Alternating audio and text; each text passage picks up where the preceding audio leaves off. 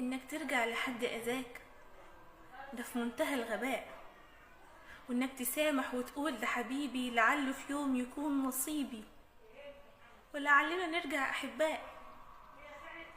فيرد باستهزاء بمشاعرك وانه انتهى الموضوع، وانه اختار الفراق ومعادش خلاص مجال لرجوع، وانك السبب في قساوته، وان كل حلم فيه انت اخدته، وانه المظلوم والغلبان وانت القاسي طويل اللسان والجبار، وانه مش في يوم خذلك وانت اللي اخترت تنهي الحوار.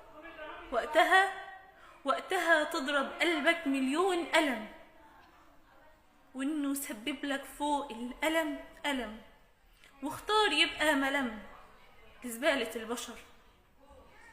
يا اخي امشي وانا الغلطان، انا فعلا الغلطان،